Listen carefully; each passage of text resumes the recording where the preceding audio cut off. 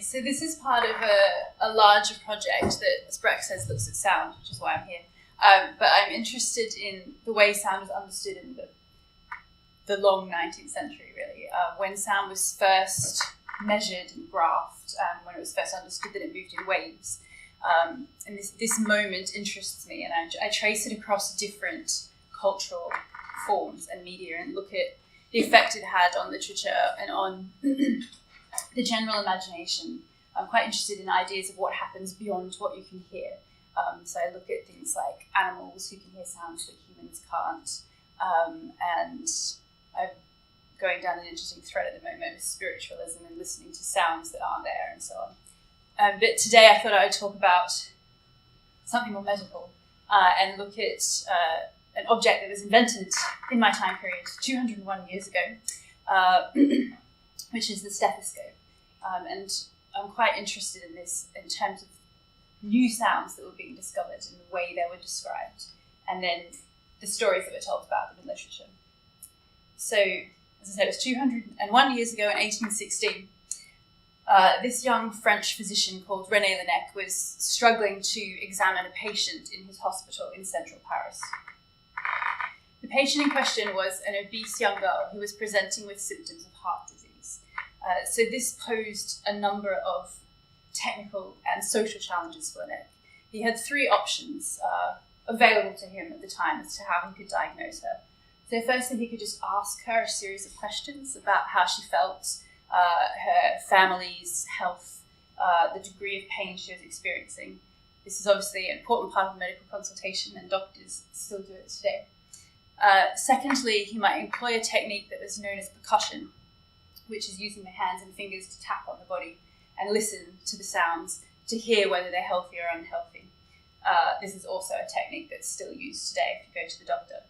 And his third option was simply to press his ear up against her chest and hear what he could hear, which was a common practice at the time, but in this case did pose problems of pressing your head against a young girl's chest in 1816. And his patient was obese, so he probably wouldn't have heard very much in any case, in terms of the sounds being emitted. So this was a medical, a social, and a technical challenge. And so the story goes, Laennec writes in his memoirs afterwards, that at this moment he recalled the basic principle of acoustics, that sounds grow louder when they pass through solid bodies as opposed to being transmitted through the air. So he rolled up a piece of cardboard, put one end at his patient's chest, another at his ear, and he thus created the first stethoscope. And this is it. So he was pleased to discover that he could hear the actions of his patient's heart far more clearly than he had ever been able to before. And his imagination was immediately seized by the possibilities of this new auditory technique. It's known as mediate auscultation. Auscultation means listening, mediate because there's a mediating object involved. So for several years he experimented with a range of woods and metals to work out the best materials to use to hear his patient's heartbeats. And this is the model he originally settled on. So as you'll see immediately, it's monaural. Binaural stethoscopes weren't invented until later in the century. And it did undergo almost immediate modifications, but this was his favourite. This one's cedar. It's about 12 inches long, it's very bulky, and it's not all flexible. So you have to move the patient rather than the instrument. He originally called it just a cylinder, but then changed it to stethoscope, which comes from the Greek stethos, meaning chest, and scopion, meaning to view. So immediately we have an interesting linguistic phenomenon here of seeing a sound, of viewing your patient's chest through the ear. And throughout, I've just put a lot of different pictures of stethoscopes so you can see the variations and models that were involved in the time period. But the advent of the stethoscope was was an integral component in the burgeoning field of clinical diagnosis. And indeed, by the end of the 19th century, and probably still today, it is the symbol of modern medical practice. It was a creative solution to practical problem, and it did have far-reaching consequences. So it was a material, visible conduit between doctor and patient that granted access to an auditory realm beyond the usual sensory thresholds, and it thereby had the potential to extend the boundaries and range of the human ear, but also of medical knowledge itself. So it was a means of knowing, understanding, and diagnosing the human body through the medium of sound. But the new soundscape that Laennec had made accessible through the application of his cylinder was a very strange microcosm of unique sonic objects which overlay one another in a confusion of unrelated noise. The human body is inharmonious and internally cacophonous, and its various creaks, crackles, roars, rattles, hisses, and fizzes do not signify anything in and of themselves. And to illustrate this point, I'm just going to play a quick video, audio, of these are breath sounds, so it's lung sounds rather than heart. And just to bear in mind, this is a modern stethoscope, so for about the first 50 years, there would have been much more of a reverberation in the instrument to contend with.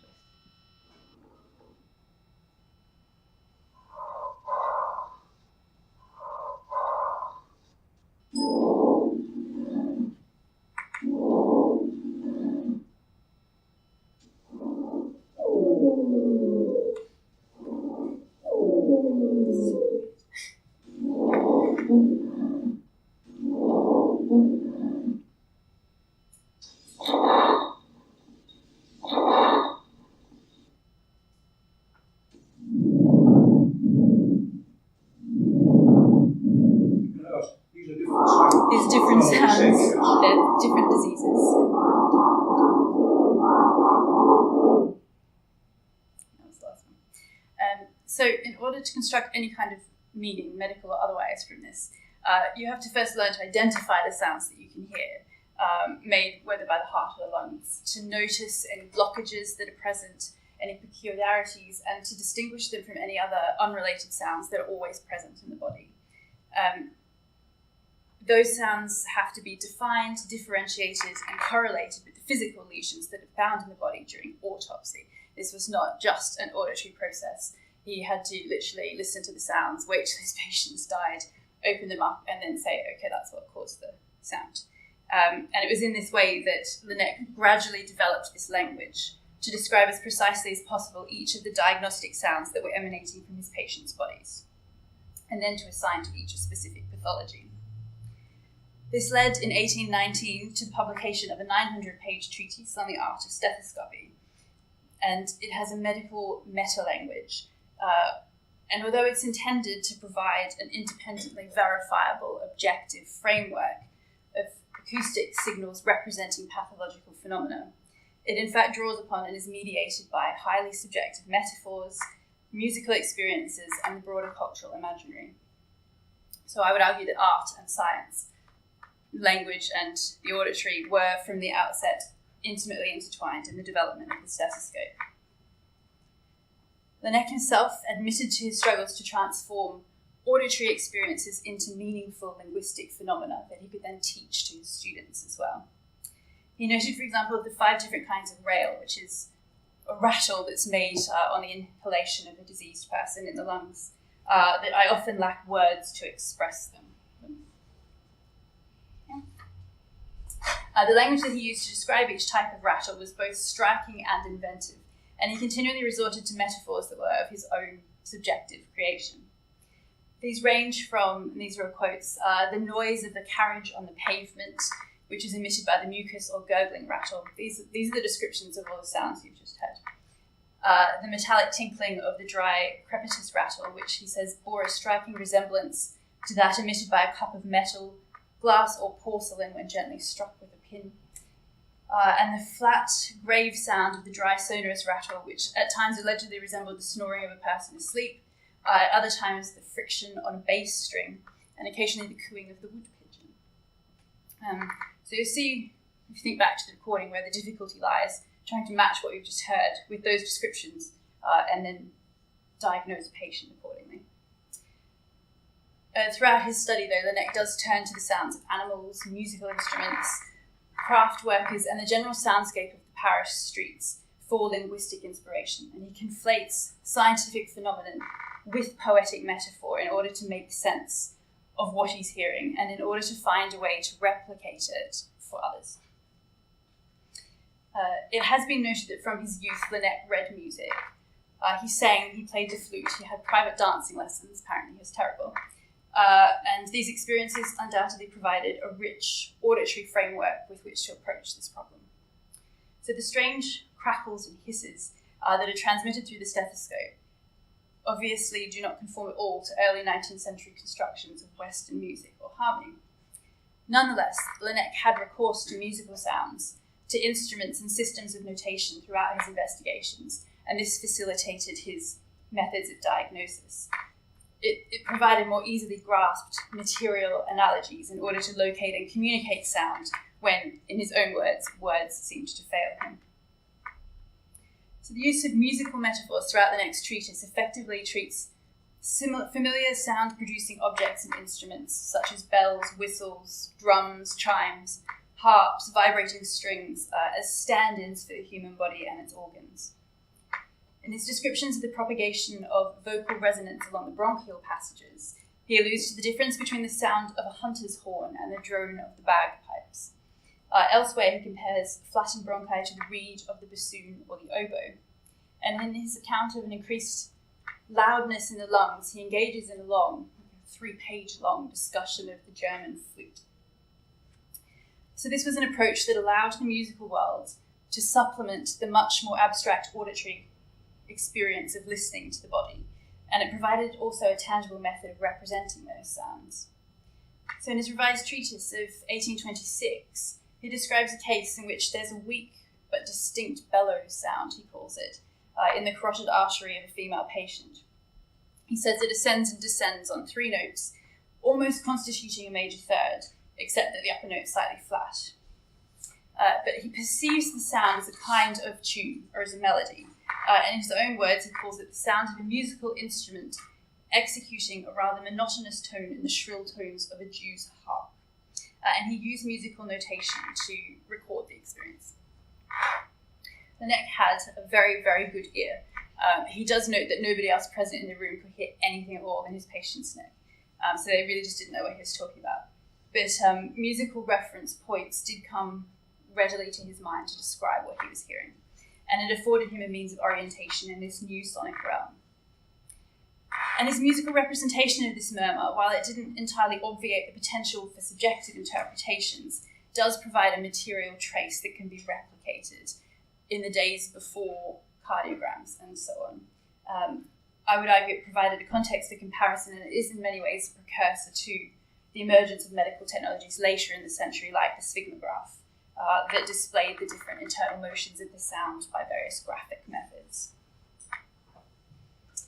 When in 1821, the Scottish physician John Forbes spent a year translating his Laennec's treatise from French into English, he included a short preface that, despite his own intense labours of translation, openly recognised the stethoscope's practical, social and professional challenges. He insists that none will regret the great pains taken to master it, but he concedes that the difficulty of attaining any kind of knowledge of auscultation is one of the greatest drawbacks of his value. And he mentions certain physicians who report they've tried the stethoscope and just abandoned it altogether on finding it deceptive or useless. Such was the difficulty in learning to use the instrument that he says that he doubts will ever come into general use. In his 1846 lecture on the heart, the British heart doctor Peter Mere Latham betrayed a similar anxiety in transforming a sensory experience into what he considered an imprecise, highly subjective linguistic phenomenon. He insists that the sounds which naturally accompany the healthy heart can only be learnt by listening to them. And in his words, it is therefore useless to describe them. This is in his lecture to medical students at King's. He argues that all medical students must simply be their own instructors. The auscultator must learn through practice to become attuned to the various pitches of the body's organs and must employ great perseverance in doing so. The very real dangers of misunderstanding and misattributing the roars and buzzes proceeding from one's stethoscope were presented far more satirically and in a different mode by the American poet and physician Oliver Wendell Holmes. Holmes had studied in the medical schools in Paris before graduating from Harvard Medical School, and he's one of the first Americans who was trained in the foot in the new clinical method. His comic poem, The Stethoscope Song, a professional ballad in 1848, is, as its dual title suggests, at once a somewhat lyrical tale about a physician and his stethoscope, and a narrative representation of the dreadful song or sequence of sounds that the instrument emits. The opening stanzas describe how a spider crawls into the shiny new stethoscope of this bright young man from Boston town, who's recently returned from his studies in Paris, and the spider at once sets about spinning a web which catches several flies who set up an annoying buzzing inside the instrument. And so the unsuspecting physician then mistakes this buzzing for the sounds in his patients' hearts, and his overzealous treatments lead to many misdiagnosed ailments, and also bring about several deaths. It's a very long poem. In one desperate case, however, he intervenes in order to show his skill by auscultating the patient's chest. And it says, then out his stethoscope he took, and on it placed his curious ear. Mon Dieu, he said, with a knowing look, why, here's a sound that's mighty queer. The bourdonnement is very clear, amphoric buzzing as I'm alive. 5 doctors took their turn to hear, amphoric buzzing, said all 5. There's amphema beyond a doubt, will plunge a trapdoor in his side. The diagnosis was made out, they tapped the patient, so he died. Finally, when the young doctor insists that 6 young damsels, slight and frail, whom he visits, are suffering from a grave disease which will soon be fatal, and then they survive, he's proven to be a fool and he's aghast. And they're driven to implement material changes in the design of the stethoscope so that this won't happen again. But we're left with quite a stern warning for such a funny poem, not to rely exclusively upon our ears. He says, now use your ears all that you can, but don't forget to use your eyes, or you may be cheated like this young man by a couple of silly abnormal flies. So the material and environmental conditions of a stethoscopic examination are critical to a successful diagnosis, and they can quickly become impediments to medical procedures. It's a very funny poem, but it's symptomatic of a kind of professional anxiety at the time about looking like a fool for using this newfangled instrument from Paris that some doctors were still extremely sceptical of.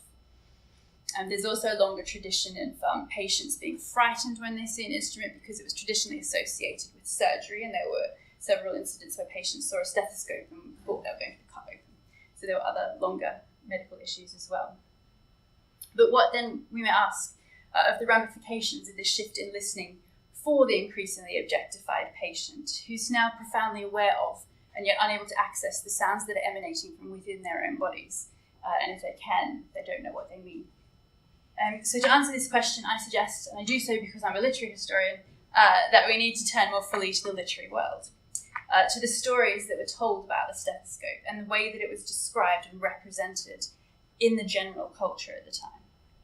And this is a case, I think, in which fiction expands upon and offers a slightly alternative perspective to medical history. So stethoscopes appear, albeit in passing, surprisingly often in 19th century fiction. And this is testament in itself, I think, to the increasing prominence of the instrument in the cultural imaginary.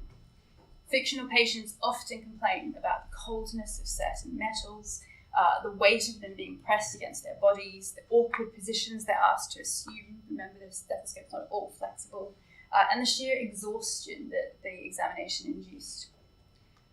So just a few brief examples. The narrator of Anthony Trollope's novel, The Three Clerks, elicits sympathy for young Katie Woodward by observing that the poor girl lived beneath a stethoscope and bore all their pokings and tappings with exquisite patience. When Mary Elizabeth Braddon's Homer Sivwright invites his physician to visit him more often, he adds, I suppose there'll be no necessity for any more serious examinations like this morning's, with a faint smile and a disagreeable recollection of the stethoscope. And later in Dickson, Braddon's nervous Mrs. Winstanley also complains that the London doctor tired me dreadfully with his stethoscope. There's a great sense of being tired and exhausted by this process, which I would suggest is part of the shock of the new of this. In 1842, the editors of the famous satirical magazine Punch recognised this intrusion of the stethoscope into the medical and social operations in a sketch called Reminiscences of a Stethoscope. And it's the tale of the travels of a well-shaped, good-looking, portable stethoscope, narrated from the point of view of the instrument itself. So early in life, this instrument tells us it attracted the notice of one Dr. Roses in a shop on the Strand, who immediately introduced it into society. And it gains the confidences of hundreds of men and women. These confidences, however, are not actually of disease or of pain. They're of social habits and romantic secrets. So in the case of one young girl, the stethoscope reports, I discovered a peculiar murmur not mentioned either by Laennec or the lamented Dr. Hope. When her bosom heaved a sigh, I distinctly heard Henry call Bell, valeting from one air passage to another. Upon this hint, Dr. Hammer Roses spoke. The parents adopted his prescription, and I soon afterwards noticed in the library cards bearing the names Mr. Henry Corbell and Mrs. Henry Corbell.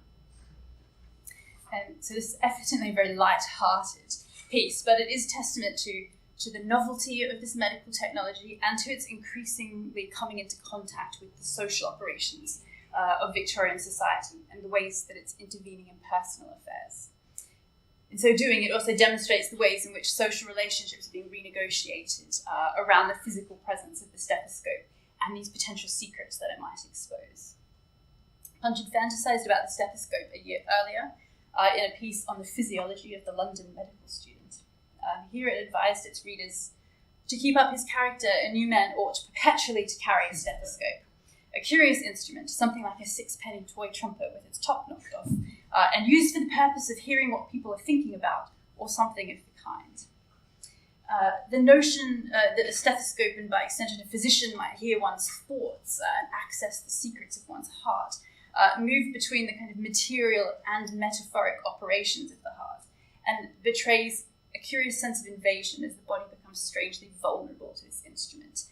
So it issues a warning at the end, take our word when medicine arrives at such a pitch that the secrets of the human heart can be probed. It need not go any further and will have power of doing mischief enough. So the use of the stethoscope is identified here as a method of prying into medical but also into personal affairs that is capable of revealing intimate secrets. It was in such a vein that Thackeray employed the stethoscope as a metaphor in his historical novel The Virginians, which is actually set before the invention of the stethoscope, but it draws on an image of intimate listening from contemporary medicine when the narrator asks, shall we play eavesdropper at twilight embrasures, count sighs and handshakes, bottle hot tears, lay our stethoscope upon delicate young breasts and hear their heart throbs, explicitly aligning the medical practice of listening to the motion of the heart with this more ignoble practice of eavesdropping. So whatever its flaws and limitations in medical practice, and there were undoubtedly many at this time, the stethoscope was bestowed with these kind of extraordinary powers of penetration in the popular imagination. It's clear from this, I think, that the use of the stethoscope was something of a culture shock to many patients who were made painfully aware that there was a sonic realm within their bodies that they, despite their best efforts, were now deaf to. And it's this concept of sounds that were only accessible to highly trained professionals that gave rise to fears of the unknown and the stethoscope's ability to predict the future. As a material embodiment of the medical profession, the stethoscope became for many patients a real focal object in consultations and in later memories of those consultations. As the Blackwood's magazine observed in 1847, it was an object that had long ceased to excite merely professional interest, for there are few families to whom it has not proved an object of horror and of saddest remembrance. Reflecting upon its status as an instrument on which the hopes and fears, one might also say the destinies of mankind so largely hang, the writer notes that it appears to present a fit subject for poetic treatment. And it was a subject of poetic treatment. So Blackwood's follows this rumination with another lengthy poem, this one's about 12 pages long, directly addressing the medical object. It's called To the Stethoscope. Throughout, the stethoscope is referred to as a musician's trumpet, a king's scepter, a prophet's source of vision, and a priest's sacrificial altar. It's this kind of all-powerful, all-knowing device that's entirely indifferent to human desires. So as I said, it goes on for a long time, but just to give you a taste of it, this is the first stanza. Stethoscope, thou simple tube, clarion of the yawning tomb, unto me thou seemst to be a very trump of doom. My Trump of Doom blog got picked up a lot when I wrote about this passage after certain events. Wieldingly, the grave physician by the trembling patient stands, like some deftly skilled musician, strange the trumpet in his hands, whilst the sufferer's eyeball glistens, full of hope and full of fear. Quietly he bends and listens with his quick, accustomed ear. Waiteth until thou shalt tell tidings of the war within. In the battle and the strife, is it death or is it life that the fought-for prize shall win? And what's interesting here is the authority in this diagnosis is actually being given to the stethoscope and not to the doctor who's interpreting the sounds. And it's become this sort of oracle in and of itself. This idea that there's this battle being waged inside the human body that the sufferer can't even hear and isn't privy to. And the stethoscope is this kind of interface on the threshold between life and death, and between hope and horror. It's far from unusual for new technologies to be described as magical or wonderful or frightful by their first users. But the association of the stethoscope with these kind of strange supernatural happenings marks a deeper cultural fascination with that potentially distressing, intimate knowledge of one's own body, which lay beyond the limits of auditory perception. So while a doctor writing to the London Medical Gazette might insist that the authority conveyed by the stethoscope had a remarkable ability to soothe the patient, if the physician let him once feel its soft and gentle touch, stealing over the seat of decay and by a sort of magic influence drawing to itself the venom that lurks within. Again, this idea of the stethoscope having the power of drawing a disease out of the body.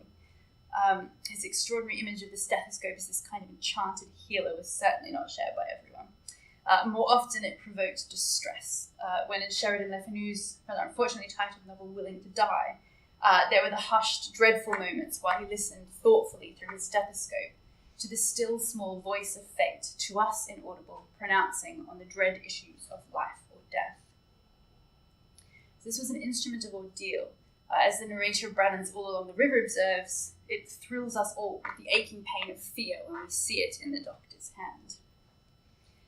And given that such sensations as horror, dread, and insight into the unknown are staples of Victorian sensation and Gothic fiction, it's not surprising that the medical facts and cultural anxieties surrounding the stethoscope provided a site for the medical and the imaginative to disrupt and inform one another in these kind of fictional explorations of the stethoscope. In the opening scenes of Le Fanu's Gothic novel Uncle Silas, for example, the heroine Maud interrupts her father in his study. She says, "My father was sitting in his chair with his coat and waistcoat off, Mr. Beerley kneeling on a stool beside him, rather facing him, his black scratch wig leaning close to my father's grizzled hair. There was a large tome of their divinity lore, I suppose, open on the table close by.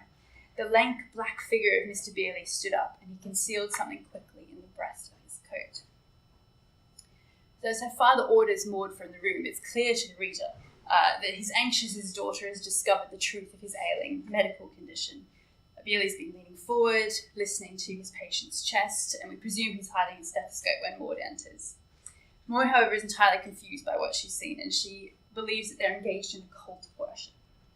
Her conflation of the physician, though, with a lank high priest in black, and of her father as a penitent sinner, confessing to this man in black, though erroneous, nonetheless replicates this new inescapable hierarchy of the doctor-patient relationship, as well as the sense of power that's being bestowed upon the physician because of his new medical knowledge. The Maud's father is not confessing his sins to a priest, his body is revealing its physical condition to a skilled auscultator. An exchange of information inaudible to the naked ear is taking place, and he looks to his physician in a way that one might have previously looked to a priest for insight into his future. So here the medical professional exerts a new form of power over life and death, one which is awe-inspiring and potentially haunting as that inspired by religious institutions. So there are many other Gothic stethoscopes in this period, which I don't have time to explore here, sadly. But it is worth noting that the stethoscope does appear, albeit briefly, in Bram Stoker's Dracula, when Van Helsing uses a stethoscope in his examination of the beautiful young Lucy. And I find this one particularly interesting because Dracula is a novel that really celebrates the achievements of modernity. It's filled with blood transfusions, with railway travel, with phonographs, telegraphs, telephones, railway travel, and so on. But at this point, it also seems to note the limits of modern science when confronted with the mysteries of life, like vampires. But the stethoscope doesn't, in this instance, reveal what's happening in Lucy's body. It reveals a very faint heartbeat, but not a pathological cause for it. Count Dracula's infiltration of her body is apparently a more insidious form of invasion that's more subtle even than the stethoscope can achieve.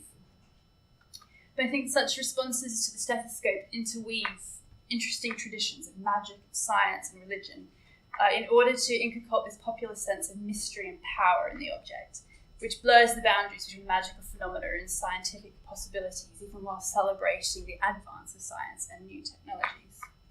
The stethoscope offers a kind of mystical communication between doctor and patient, or patient's body.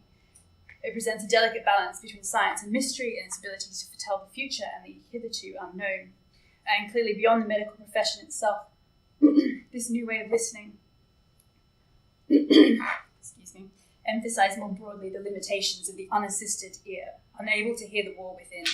And it prompted the construction of new narratives, stories, and metaphors about the vulnerability of that body, whose inner emotions might now be exposed to a third party in the figure of the